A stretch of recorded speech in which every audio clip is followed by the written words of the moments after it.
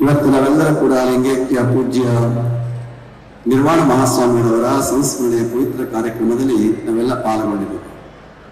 ನಿಮ್ಮೆಲ್ಲರಿಗೆ ತಿಳಿದ ಹಾಗೆ ಕನಕಪುರ ದೇಗುಲ ಮಠ ತನ್ನದೇ ಆದಂತಹ ಧಾರ್ಮಿಕ, ಆಧ್ಯಾತ್ಮಿಕ, ಇತಿಹಾಸ, ಪರಂಪರೆಯುಳ್ಳಂತಹ ಒಂದು ಮಠ ಇದೆ. 11ನೇ ಶತಮಾನದ ಬಸವಾದಿಶರಣರ ಕ್ರಾಂತಿಯ ನಂತರ ನಮ್ಮ ಕರ್ನಾಟಕದಲ್ಲಿ ಮತ್ತೊಂದು ಅಲ್ಲಲ್ಲೇ ಇಂತಹ ಅನೇಕ ಧಾರ್ಮಿಕ ಕೇಂದ್ರಗಳು ಉದಯವಾಗಿದೆ. ಆ ಪರಂಪರೆಯಲ್ಲಿ ಬರುವಂತಹದ್ದು ನಮ್ಮ ದೇಗುಲ ಮಠವು ಕೂಡ ಒಂದಾಗಿರುವಂತಹದ್ದು. ಇದು ಹೋಸಲ ಪರಂಪರೆಯಲ್ಲಿ ಬಂದಂತಹ ಅವರು ಅನೇಕ ಜಂಗಮರಲ್ಲಿ ಆದಿ ನಿರ್ವಾಣ ಮಹಾಸ್ವಾಮಿಯವರು ಕೂಡ ಒಬ್ಬರಾಗಿ ಈ ಭಾಗದಲ್ಲಿ ಸಂಚಾರವನ್ನು ಮಾಡಿ ಈ ಒಂದು ಅರ್ಕಾವತಿ ನದಿಯ ಪವಿತ್ರ ತೀರದೊಳಗೆ ಈ ಪವಿತ್ರ ಕ್ಷೇತ್ರವನ್ನು ಆಯ್ಕೆ ಮಾಡಿಕೊಂಡು ಈ ಮಠವನ್ನು ಸ್ಥಾಪನೆ ಮಾಡಿದಂತಹ ಅವರು ಆದಿ ನಿರ್ವಾಣ ಮಹಾಸ್ವಾಮಿಗಳವರು. ಅಂದಿನಿಂದ ಅನೇಕ ಪೂಜ್ಯರು ಈ ಪರಂಪರೆಯಲ್ಲಿ ಬಂದು ಈ ಮಠವನ್ನ ಬೆಳಗಿಸುವಂತಹ ಕೆಲಸವನ್ನ ಮಾಡಿಕೊಂಡು ಬಂದಿದ್ದಾರೆ. ಅದರಲ್ಲಿ ವಿಶೇಷವಾಗಿ ನಾವೆಲ್ಲ ಕಂಡ ಹಾಗೆ ಇಂದಿನ ನಿರ್ವಾಣ ಮಹಾಸ್ವಾಮಿಗಳು ಬಹುಶಃ ಅವರನ್ನ ಈ ಮನುಷ್ಯನ ಕಂಡಂತಹವರೆಲ್ಲ ಇಲ್ಲಿ ಅಪರೂಪವಾಗಿರುವಂತಹ ಅವರು, ಅವರಲ್ಲಿದ್ದಂತಹ ಮಾನವೀಯ ಗುಣಗಳು ಮತ್ತು ಸಕಲ ಜೀವಾತ್ಮರಿಗೆ ನೇಸರೇ ಬಯಸುವಂತಹ ಗುಣಗಳನ್ನ ಇವತ್ತು ನಾವೆಲ್ಲ ಊಹೆ ಮಾಡೋದಕ್ಕೆ ಸಾಧ್ಯ ಆಗದೇ ಇರುವಂತಹ ಅವರು ನಿಮಗೆ ಲಿಂಗೈಕ್ಯ ಆಗಿನ ನಿರ್ವಾಣ ಮಹಾಸ್ವಾಮಿಯವರಾಗಿದ್ದಂತಹ ಅವರು ಎಂತಹ ಒಂದು ಪ್ರಾಣಿಗಳ ಮೇಲೆ ಪ್ರೀತಿ, ಮನುಷ್ಯನ ಮೇಲೆ ಭಕ್ತಿ ಪ್ರೀತಿಯನ್ನು ಇಟ್ಕೊಂಡಿದ್ರು ಅಂದ್ರೆ ಇವೆಲ್ಲ ಕೇಳಿದಾಗ ಒಂದು ಪ್ರಕರಣ ಆಗುತ್ತೆ. ಸಾರಿ, ಒಂದು ಮಠದಲ್ಲಿ ಒಂದು ಬೆಕ್ಕಿನ ಮರಿ ಹಾಕಿರ್ತದೆ. ಆ ಮರಿಗಳನ್ನೆಲ್ಲ ತೊಂದರೆ ಮಾಡ್ತಾ ಇದ್ದಾವೆ ಅಂತ ಶಿಷ್ಯರ ತಾಂಡಿಗೆ ಚಿಕ್ಕ ಮಠಕ್ಕೆ ಬಿಟ್ಟಿರ್ತಾರೆ. ಚಿಕ್ಕ ಮಠಕ್ಕೆ ಬಿಟ್ಟಾಗ ತಾಯಿ ಅದು ಚಟಪಡಿಸ್ತಾ ಇರ್ತದೆ, ಮರಿಗಳನ್ನು ಹುಡುಕಾಡ್ತಾ ಇರ್ತದೆ. ಆದ್ರೆ ಮರಿಗಳೆಲ್ಲೂ ಕಾಣ್ತಾ ಇರೋದಿಲ್ಲ. ಆಗ ನಿರ್ವಾಣ ಮಹಾಸ್ವಾಮಿಗಳು ಏನ್ ಮಾಡ್ತಾರೆ, ಎಲ್ಲಿದೆ ಅಂತ ಕೇಳ್ಕೊಂಡು ಹುಡುಕೊಂಡು ಹೋಗಿ ಆ ಮರಿಗಳನ್ನೆಲ್ಲ ತಮ್ಮ ಒಂದು ಬಟ್ಟೆಯೊಳಗೆ ಸುತ್ತಕೊಂಡು ಬಂದು ಆ ತಾಯಿ ಮಡಿಲಿಗೆ ಬಿಡುವಂತ ಕೆಲಸವನ್ನು ಮಾಡಿದಂತಹ ಅವರು ನಿರ್ವಾಣ ಮಹಾಸ್ವಾಮಿಗಳು.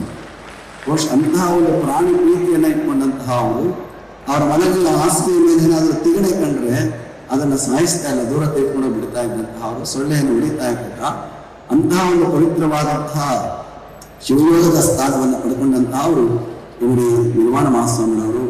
ಆನಂತರ ಬಂದಂತಹ ಅವರು ನಮ್ಮ ನೋಡಿ ಮಹಾಲಿಂಗ ಸ್ವಾಮಿಗಳವರು. ಬಹುಶಃ ಅವರಿಗೆ ಬರಬೇಕಾದ್ರೆ ಅವರಿಗೆ ಒಂದು ಕಾರಣ ಶ್ರೀಗಂಗೆಯಲ್ಲಿ ಅಭ್ಯಾಸ ಮಾಡ್ತಿದ್ದಂತಹ ಸಂದರ್ಭದಲ್ಲಿ ಆ ನಿರ್ವಾಣ ಸ್ವಾಮಿಗಳ ಮುದ್ರಾಧಿಕಾರಿಗಳನ್ನ ಮಾಡಬೇಕು ಅನ್ನುವಂತಹ ಚಿಂತನೆಯನ್ನು ಇಟ್ಕೊಂಡಾಗ ಉದ್ದಾಂಶಗಳು ನಿರ್ವಾಣ ಸ್ವಾಮಿಗಳು ಒಂದು ಮಾತನ್ನು ಹೇಳ್ತಾರೆ, ನೀವು ಮಠ ಉದ್ಧಾರ ಆಗಬೇಕಾದ್ರೆ ಈ ಕಾಳೆಯನ್ನ ಸ್ವಾಮಿ ಮಾಡ್ಕೋಬೇಕಷ್ಟೇ ನೀನು ಅಂತ ಹೇಳ್ತಾರೆ. ಹಾಗೆ ಕಾಳೆಯನಾಗಿದ್ದಂತಹ ಆ ಮಹಾಲಿಂಗ ಸ್ವಾಮಿಗಳವರು ಅವರ ಒಂದು ಆದೇಶದಂತೆ ಇಲ್ಲಿ ಬಂದು ನಿರ್ವಾಣ ಸ್ವಾಮಿಯವರ ಉದ್ಧಾರಾಧಿಕಾರಿಗಳಾಗಿ ಆನಂತರ ಶ್ರೀ ಮಠವನ್ನ ಒಂದು ರೀತಿಯಲ್ಲಿ ಶೈಕ್ಷಣಿಕವಾಗಿ, ಧಾರ್ಮಿಕವಾಗಿ ಎತ್ತರಿಸುವಂತ ಕೆಲಸವನ್ನ ಲಿಂಗೈಕ್ಯ ಮಹಾಲಿಂಗ ಸ್ವಾಮಿಯವರು ಮಾಡಿಕೊಂಡು ಬಂದಂತಹ ಅವರು, ಅವರ ಆ ಕಾಲದಲ್ಲಿ ಶಿಕ್ಷಣ ಸಂಸ್ಥೆಗಳನ್ನ ಸ್ಥಾಪನೆ ಮಾಡಿ ಈ ಮಠದಲ್ಲಿ ಹಿಂದೆ ಇದ್ದಂತಹ ವಿದ್ಯಾರ್ಥಿಗಳಿಗೆ ಕೊಡುವ ಆಶ್ರಯವನ್ನ ಮತ್ತಷ್ಟು ಮೇಲ್ಪಟ್ಟು ಹೆಚ್ಚಿಸುವಂತ ಕೆಲಸವನ್ನ ನೋಡಿ ಮಹಾಲಿಂಗ ಸ್ವಾಮಿಯವರು ಮಾಡಿಕೊಂಡು ಬಂದರು.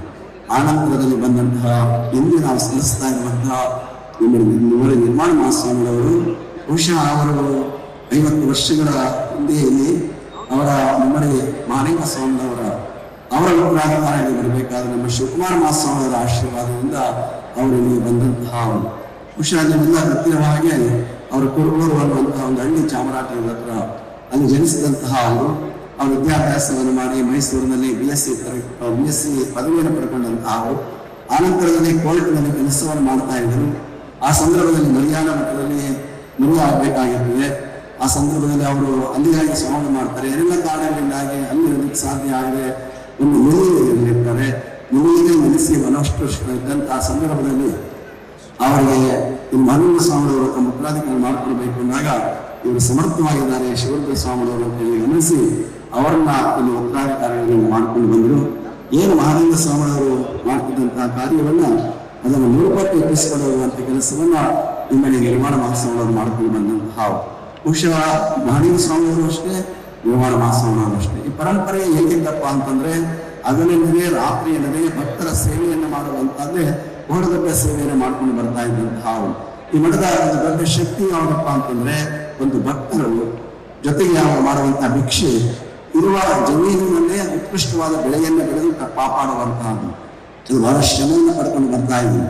ನೋಡಿ ಮಹಾಲಿಂಗ ಸ್ವಾಮಿ ಹೇಳ್ತಾರೆ, ನಮ್ಮ ಸ್ವಾಮಿ ತುಂಬಾ ಕಷ್ಟಪಡ್ತಾ ಇದ್ದಾರೆ, ಹಗಲು ಅನ್ನೋದಿಲ್ಲ, ರಾತ್ರಿ ಅನ್ನೋದಿಲ್ಲ, ಜಮೀನಲ್ಲಿ ಹೋಗ್ತಾರೆ, ಚಳಿ ಮಳೆ ಅನ್ನೋದಿಲ್ಲ ಅನ್ನುವ ಮಾತನ್ನು ಹೇಳ್ಕೊಂಡು ಅವ್ರ ಬಗ್ಗೆ ಸ್ಮರಣೆಯನ್ನು ಮಾಡ್ಕೊಂಡು ಬರ್ತಾ ಇದ್ರು. ಅಷ್ಟು ಕಷ್ಟವನ್ನ ನಿರ್ಮಾಣ ಸ್ವಾಮಿಯವರು ಮಾಡ್ಕೊಂಡು ಬಂದು ಈ ಅವರ ಇದ್ದಂತಹ ಜಮೀನುಗಳನ್ನ ಉತ್ತಮವಾಗಿ ಅದನ್ನ ಬೆಳೆಗಳನ್ನು ಬೆಳೆಯುವಂತಹ ಕೆಲಸವನ್ನ ಪೂಜ್ಯರು ಆ ಕೃಷಿಯಲ್ಲಿ ತಮ್ಮ ರಾತ ತೊಡಿಕೊಂಡಿದ್ದಂತಹ ಬಹುಶಃ ಅವರಿಗೆ ಕೃಷಿಗೆ ಬಹಳಷ್ಟು ಒತ್ತು ಕೊಡ್ತಾ ಇದ್ರು. ಕೃಷಿಯ ಬಗ್ಗೆ ಅವರು ಬಹಳ ಪ್ರೀತಿಯನ್ನ ಕೂಡ ಇಟ್ಕೊಂಡಂತಹವರಾಗಿದ್ದರು.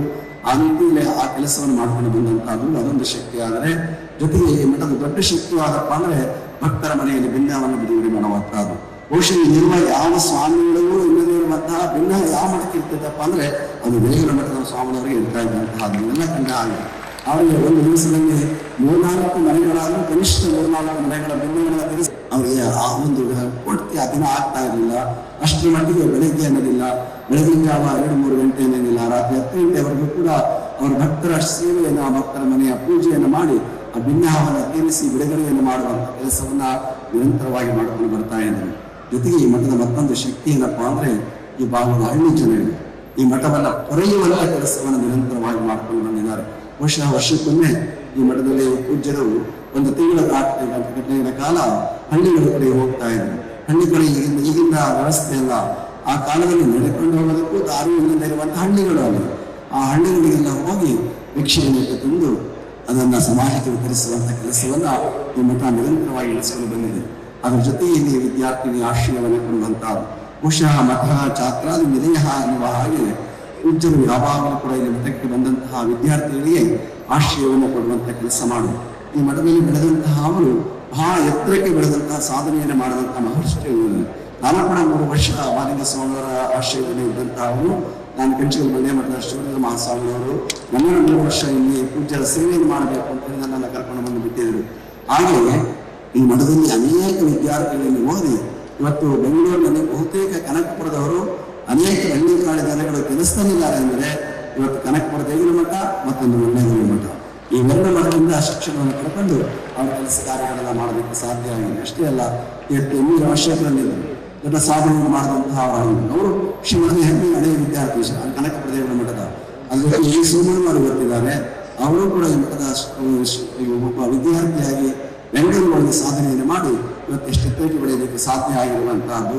ಅಂತಹ ಒಂದು ಪರಂಪರೆಯಲ್ಲಿ ಮಠಗಳಿಗೆ ಮಕ್ಕಳಿಗೆ ಆಶ್ರಯವನ್ನು ನೀಡಿ ಅವರ ಸಮಾಜದ ಪ್ರಜೆಗಳನ್ನಾಗಿ ಸಮಾಜದ ಶಕ್ತಿಯನ್ನಾಗಿ ಸಂಪತ್ತನ್ನಾಗಿ ರೂಪಿಸುವಂತ ಕೆಲಸವನ್ನ ಈ ಮಠ ನಿರಂತರವಾಗಿ ಮಾಡಿಕೊಂಡು ಬರ್ತಾ ಇರುವಂತಹದ್ದು ನಮ್ಮ ಈ ಒಂದು ಕರ್ನಾಟಕದ ದೊಡ್ಡ ಹೆಮ್ಮೆಯ ಭಾಗ್ಯ ಅಂತ ಹೇಳಬೇಕಾಗಿದೆ.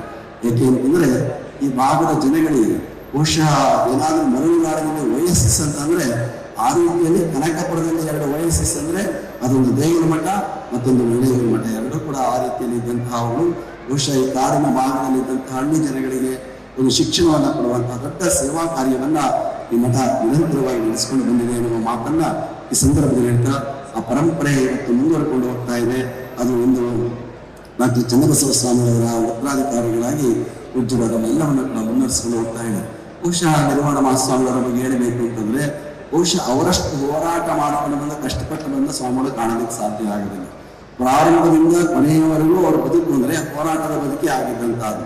ಆದ್ರೆ ಆ ಹೋರಾಟವನ್ನ ಅವರು ಕಷ್ಟ ಅಂತ ಅನಿಸ್ತಿಲ್ಲ, ಅದೊಂದು ಶಿವನ ಕೃಪೆ ಅಂತೇಳಿ ಭಾವಿಸ್ಕೊಂಡು ಅವೆಲ್ಲವನ್ನ ಸ್ವೀಕಾರ ಮಾಡ್ಕೊಂಡು ಬರುವಂತಹ ಕೆಲಸವನ್ನ ಪೂಜ್ಯ ನಿರ್ಮಾಣ ಮಹಾಸ್ವಾಮಿಯವರು ಮಾಡ್ಕೊಂಡು ಬಂದಂತಹ ಅವರು ಅವ್ರಿಗೆ ಎಷ್ಟು ಒಂದು ಪ್ರೀತಿ ಇರ್ತಾ ಇತ್ತು ಅಂತಂದ್ರೆ ಇಲ್ಲಿ ಇಷ್ಟೊಂದು ಜನ ಮಹಾಸ್ವಾಮಿಯವರು ಕೊಡಲಿದ್ದಾರೆ ಅಂತಂದ್ರೆ ಬಹುಶಃ ಅವರೆಲ್ಲ ಮಠದ ಸ್ವಾಮಿಗಳಿಗೆ ಒಂದು ತಾಯಿಯ ಭಾವನೆಯನ್ನು ಇಟ್ಕೊಂಡಿರುವಂತಹವರಿಗೆ ಅದು ನಿರ್ಮಾಣ ಸ್ವಾಮಿಗಳವರಾಗಿದ್ದಂತಹದ್ದು. ಅದರ ಜೊತೆಗೆ ಅವರನ್ನು ಕೂಡ ಅದೇ ರೀತಿಯಾದಂತಹ ಒಂದು ಮಾನವೀಯ ಗುಣಗಳು ತುಂಬಾ ಅವರನ್ನ ಪ್ರೀತಿಯನ್ನು ಇಟ್ಕೊಂಡಂತಹ ಬಡವರ ಕಂಡ್ರೆ ಬಹಳ ಪ್ರೀತಿಯನ್ನು ವ್ಯಕ್ತ ಮಾಡ್ತಾ ಇದ್ದಂತಹ ಅವರೆಲ್ಲ ಅವರ ಜೊತೆಯಲ್ಲಿ ಒಂದು ಪ್ರವಾಸ ಹೋಗಿದ್ವಿ, ಉತ್ತರ ಭಾರತಕ್ಕೆ ಪ್ರವಾಸ ಹೋಗಿದ್ವಿ. ಉತ್ತರ ಭಾರತದ ಚಾರ್ಧಾಮ್ ಯಾತ್ರೆಯನ್ನು ಮುಗಿಸಿ ನಾವು ಡೆಲ್ಲಿಗೆ ಬರಬೇಕಾಗಿತ್ತು. ಡೆಲ್ಲಿಗೆ ಬರಬೇಕಾದ್ರೆ ಪಂಜಾಬ್ ಮಾರ್ಗದಲ್ಲಿ ಬರ್ತಾ ಇದ್ವಿ.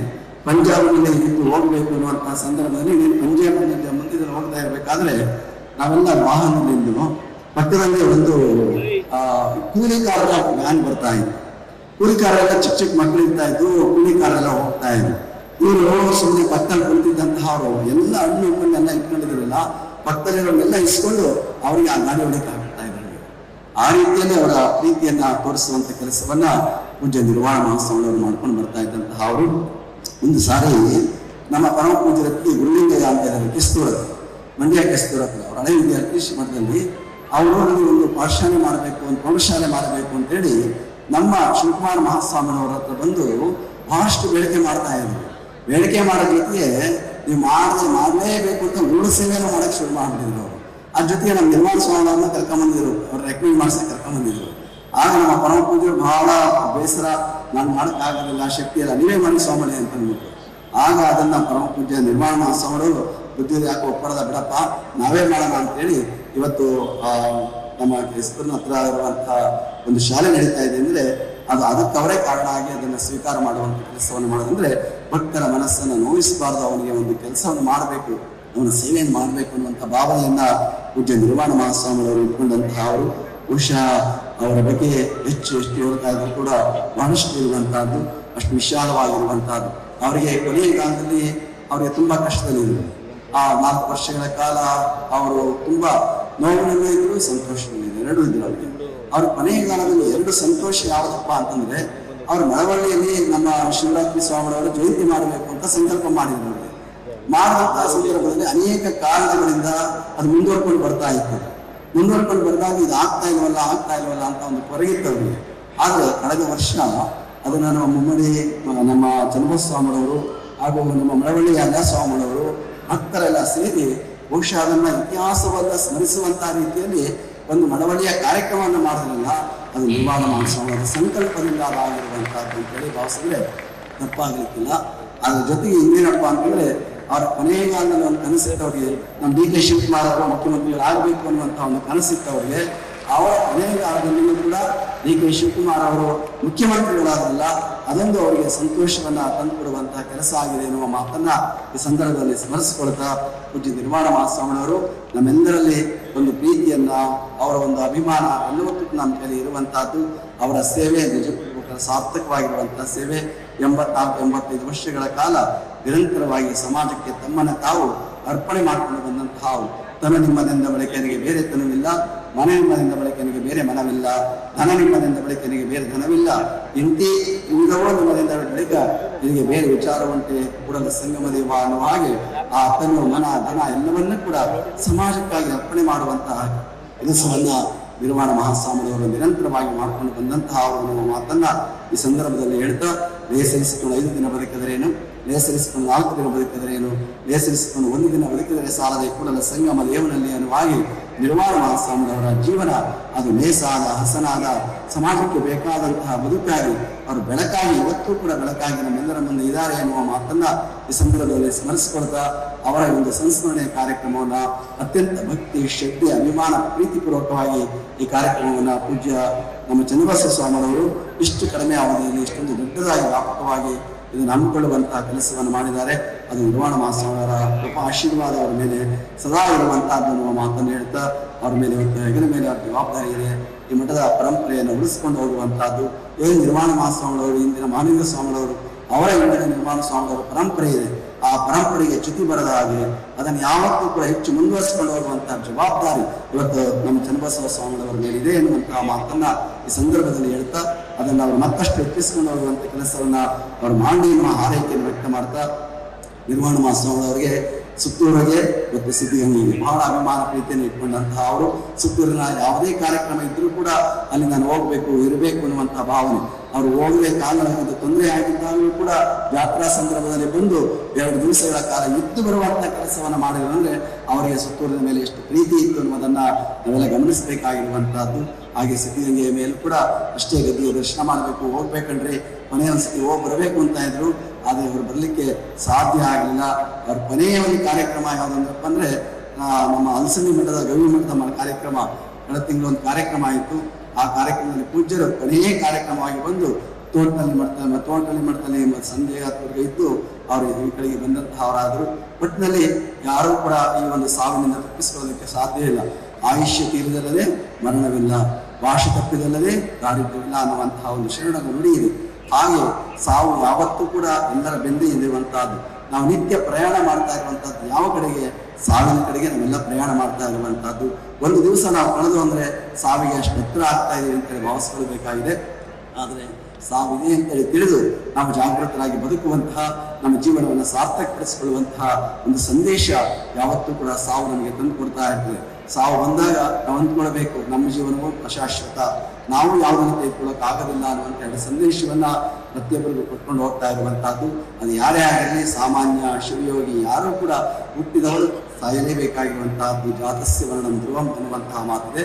ಹಾಗೆ ಪೂಜ್ಯ ಲಿಂಗೈಕ್ಯ ನಿರ್ವಾಣ ಮಹಾಸ್ವಾಮಿಯವರು 84-85 ವರ್ಷಗಳ ಕಾಲ ನಿರಂತರವಾಗಿ ಸಮಾಜದ ಸೇವೆಯನ್ನು ಮಾಡಿ ಇವತ್ತು ಜ್ಯೋತಿಯಾಗಿ ಬೆಳಗಿ, ಇವತ್ತು ದೇಗಲ ಜ್ಯೋತಿಯಾಗಿಲ್ಲ, ಸಮಾಜದ ಜ್ಯೋತಿಯಾಗಿ ಯಾವತ್ತು ಬೆಳಗುವಂಥ ಕೆಲಸವನ್ನ ಅವರು ನಿರಂತರವಾಗಿ ಮಾಡಿದ್ದಾರೆ ಎನ್ನುವಂತಹ ಮಾತನ್ನು ಹೇಳ್ತಾ, ಅವರ ಒಂದು ಸ್ಮರಣೆ ಈ ಮಠದ ಪರಂಪರೆಯಲ್ಲಿ ಭಕ್ತರಿಗೆ, ವಿಶೇಷವಾಗಿ ಸ್ವಾಮಿಗಳಿಗೆ ದೊಡ್ಡ ಶಕ್ತಿಯಾಗಿದೆ ಎನ್ನುವಂತಹ ಮಾತನ್ನು ಹೇಳ್ತಾ, ಈ ಕಾರ್ಯಕ್ರಮದಲ್ಲಿ ಭಾಗವಹಿಸಿರುವ ಪೂಜ್ಯ ನಮ್ಮ ಜಗದ್ಗುರು ಶಿವರಾಜ್ ದೇಶಿಕರ ಮಹಾಸ್ವಾಮಿಯವರು, ನಿರ್ಮಾಣ ಮಹಾಸ್ವಾಮಿಯವರ ಮೇಲೆ ಅಪಾರವಾದ ಪ್ರೀತಿಯನ್ನು ಇಟ್ಕೊಂಡಂತಹ ಅವರು ಅನೇಕ ಸಂದರ್ಭಗಳಲ್ಲಿ ಆಸ್ಪತ್ರೆ ಸೇರಿದಂತಹ ಸಂದರ್ಭದಲ್ಲಿ ಅವರಿಗೆ ಬೆನ್ನೆಲುಬಾಗಿ ನಿಂತು ಯಾವತ್ತೂ ಮುಂಚೂಣಿಯಾಗಿ ಹೋಗಿ ಅವರಿಗೆ ಬೆನ್ನು ತಟ್ಟಿ ಒಂದು ಶಕ್ತಿಯನ್ನು ತುಂಬುವಂಥ ಕೆಲಸವನ್ನ ನಮ್ಮ ಪೂಜ್ಯ ಶಿವರಾಜ್ ದೇಶಿಕರ ಮಹಾಸ್ವಾಮಿಯವರು ನಿರಂತರವಾಗಿ ಮಾಡ್ಕೊಂಡು ಬಂದರು. ಅವ್ರಿಗಷ್ಟೇ ಅಲ್ಲ, ನನಗೂ ಅಷ್ಟೇ.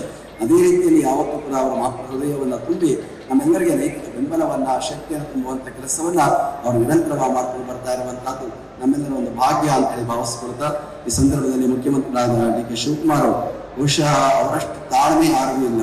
ನೀವೆಲ್ಲ ಕಂಡ ಹಾಗೆ ಎಲ್ಲ ಅವ್ರು ಮುಖ್ಯಮಂತ್ರಿ ಆಗಬೇಕು ಅಂತ ಬಡ್ಕೊಳ್ತಾ ಇದ್ರೆ, ಸುಮ್ಮನಿರಪ್ಪ ಅಂತ ಹೇಳ್ತಾ ಇದ್ರು. ಆ ತಾಳ್ಮೆಯಿಂದಾಗಿ ಅವರು ಇವತ್ತು ಮುಖ್ಯಮಂತ್ರಿ ಆಗುವಂತಹ ಶಕ್ತಿ ಅವರಲ್ಲಿದೆ. ಇವತ್ತು ಆ ಶಕ್ತಿಯಿಂದಾಗಿ ಇವತ್ತು ಎತ್ತರಕ್ಕೆ ಬೆಳೆದು ಇವತ್ತು ಕರ್ನಾಟಕದ ಮುಖ್ಯಮಂತ್ರಿಗಳಾಗಿ ಬಹುದೊಡ್ಡ ಸೇವಾ ಕಾರ್ಯವನ್ನು ಮಾಡುವಂತಹ ಜವಾಬ್ದಾರಿ ಅವರ ಮೇಲೆ ಇರುವಂತಹದ್ದು. ಮುಖ್ಯಮಂತ್ರಿಗಳಾಗಿ ಇವತ್ತು ಸಮಾಜದ ಒಳ್ಳೆಯ ಕಾರ್ಯಗಳನ್ನು ಮಾಡಿ ಅವರು ಕೂಡ ಒಬ್ಬ ಜನಪ್ರಿಯ ಮುಖ್ಯಮಂತ್ರಿಗಳ ಸ್ಥಾನದಲ್ಲಿ ಅವರು ಸೇರಲಿ ಎನ್ನುವಂತಹ ಹಾರೈಕೆಯನ್ನು ಈ ಸಂದರ್ಭದಲ್ಲಿ ವ್ಯಕ್ತ ಮಾಡ್ತಾ, ಮಾಜಿ ಮುಖ್ಯಮಂತ್ರಿಯಾದ ಯಡಿಯೂರಪ್ಪನವರು, ಬಹುಶಃ ಯಡಿಯೂರಪ್ಪನವರು ಅಂತಂದ್ರೆ ಒಂದು ರೀತಿಯಲ್ಲಿ ಮಠಗಳ ಸೇವೆಯನ್ನು ಗುರುತಿಸಿದಂತ ಮೊದಲ ಮುಖ್ಯಮಂತ್ರಿ ಅಂತೇಳಿ ಪಾತ್ರ ಆಗಿದ್ದಾರೆ ತಪ್ಪಾಗಲಿಕ್ಕೆ ಕೂಡ. ಇಂತಹ ಮುಖ್ಯಮಂತ್ರಿಗಳಾಗಿ ವಯಸ್ಸಿನಲ್ಲಿ ಕೂಡ ಉತ್ಸಾಹವನ್ನು ತುಂಬಿಕೊಂಡು ಈ ಕಾರ್ಯಕ್ರಮದಲ್ಲಿ ಭಾಗವಹಿಸಿದ್ದಾರೆ. ವಿಶೇಷವಾಗಿ ಸೋಮಣ್ಣನವರು ಎಲ್ಲ ಮಠಗಳ ಬಗ್ಗೆ ಪ್ರೀತಿ ವಿಶ್ವಾಸವನ್ನು ಇಟ್ಕೊಂಡು, ಪ್ರೀತಿಯನ್ನು ಇಟ್ಕೊಂಡು ಕೆಲಸವನ್ನ ಮಾಡ್ಕೊಂಡು ಬರ್ತಾ ಇರುವಂತಹ ಅವರು, ಅವರಿಗೆ ಅಪಾರವಾದ ಈ ಮಠದ ಬಗ್ಗೆ ಬಹಳ ಭಕ್ತಿ ಶ್ರದ್ಧೆ ಇರುವಂತಹದ್ದು. ಅವರು ಈ ಕಾರ್ಯಕ್ರಮದಲ್ಲಿ ಭಾಗವಹಿಸಿ, ಇದು ನನ್ನ ಮಠ, ನಾನು ಓದಿರುವಂತಹ ಅಭಿಮಾನ ಅವರಿಗೆ ಯಾವತ್ತಿದೆ ಎನ್ನುವ ಮಾತನ್ನು ಹೇಳ್ತಾ, ಇನ್ನು ಅನೇಕರು ಡಿ ಕೆ ಸುರೇಶ್ ಬಹುಶಃ ಈ ಕಾರ್ಯಕ್ರಮ ಆಗುವ ಮುನ್ನ ಸುರೇಶ್ ಇಲ್ಲಿ ನಿಂತು ಮುಖ್ಯಮಂತ್ರಿಗಳ ಆದೇಶದಂತೆ ಎಲ್ಲ ಕಾರ್ಯಗಳನ್ನು ನೆರವೇರಿಸಲಿಕ್ಕೆ ಬೆನ್ನೆಲುಬಾಗಿ ನಿಲ್ಲುವಂಥ ಕೆಲಸವನ್ನ ಡಿ ಕೆ ಸುರೇಶ್ ಅವರು ಮಾಡ್ಕೊಂಡು ಬರ್ತಾ ಇರುವಂತಹ ವೇದಿಕೆ ಮೇಲೆ ರವಿಯವರು ಮತ್ತಿತರರು, ಗಣೇಶ್ ಅವರು ಕೂಡ ಪ್ರಸಾದ್ ಬಂದಿದ್ದಾರೆ. ಅನೇಕರು ಈ ಕಾರ್ಯಕ್ರಮದಲ್ಲಿ ಭಾಗವಹಿಸಿದ್ದಾರೆ. ಅತ್ಯಂತ ಯಶಸ್ವಿಯಾದಂಥ ಕಾರ್ಯಕ್ರಮ, ಇದೊಂದು ಸ್ಮರಣೀಯವಾದಂತಹ ಭಕ್ತಿಯ ಕಾರ್ಯಕ್ರಮ ಇದಾಗಿದೆ ಎನ್ನುವಂತಹ ಮಾತನ್ನು ಹೇಳ್ತಾ, ಪೂಜ್ಯ ಶ್ರೀಗಳವರು ಒಂದು ಕೆಲಸವನ್ನು ಮಾಡಿದ್ರು, 108 ಜಂಗಮರ ಪೂಜೆಯನ್ನು ಮಾಡಿದ್ರು. ಏಕೆಂದರೆ ಆ ನಿರ್ವಾಣ ಮಹಾಸ್ವಾಮಿಯವರಿಗೆ ಸ್ವಾಮಿಗಳ ಕಂಡ ಬಹಳ ಪ್ರೀತಿ ಇರ್ತಾ ಇತ್ತು. ಅವರು ಚಿಕ್ಕವರಿರಲಿ, ದೊಡ್ಡವರಿರಲಿ, ಯಾರೇ ಇರಲಿ ಅವರ ಮೇಲೆ ಅಪಾರವಾದಂಥ ಪ್ರೀತಿಯನ್ನು ತೋರಿಸಿ, ಕರುಣೆಯನ್ನು ತೋರಿಸುವಂಥ ಕೆಲಸ ಮಾಡ್ತಾ ಇದ್ರು. ಅದಕ್ಕಾಗಿ ಅವರು ವಿಶೇಷವಾಗಿ ಇವತ್ತು 108 ಜನರ ಜಂಗಮ ಪೂಜೆಯನ್ನು ಮಾಡುವಂಥ ಕೆಲಸವನ್ನ ಈ ಕಾರ್ಯಕ್ರಮದಲ್ಲಿ ಮಾಡಿರುವಂತಹದ್ದು. ಪೂಜ್ಯ ನಿರ್ವಾಣ ಮಹಾಸ್ವಾಮಿಯವರಿಗೆ ಪ್ರಿಯವಾಗುವಂತಹ ಒಂದು ಕಾರ್ಯ ಅನ್ನುವಂತಹ ಮಾತನ್ನ ಈ ಸಂದರ್ಭದಲ್ಲಿ ಹೇಳ್ತಾ, ನೀವೆಲ್ಲ ಎಷ್ಟೊಂದು ಸಂಖ್ಯೆಯಲ್ಲಿ ಈ ಕಾರ್ಯಕ್ರಮದಲ್ಲಿ ಭಾಗವಹಿಸಿದರೆ ಬಹುಶಃ ನನಗೆ ಅನ್ನಿಸ್ತಾ ಇದೆ, ನಿರ್ವಾಣ ಸ್ವಾಮಿಯವರು ಎಲ್ಲೂ ಇಲ್ಲ, ನಿಮ್ಮೆಲ್ಲರ ಹೃದಯ ಮನಸ್ಸಿನಲ್ಲಿ ಅದು ಶಾಶ್ವತವಾಗಿದ್ದಾರೆ ಅನ್ನುವಂತಹ ಮಾತನ್ನು ಹೇಳ್ತಾ, ಬಸವಾದಿ ಪಂಥರಕ್ಕೆ ತಮ್ಮೆಲ್ಲರ ಮೇಲೆ ಹಾರೈಸಿ ನಾನು ಮಾತನ್ನು ಮುಗಿಸ್ತೇನೆ. ನ್ಯೂಸ್ ಫಸ್ಟ್, ನಿರ್ಭೀತಿಯಿಂದ ನಿಮ್ಮ ಪರವಾಗಿ.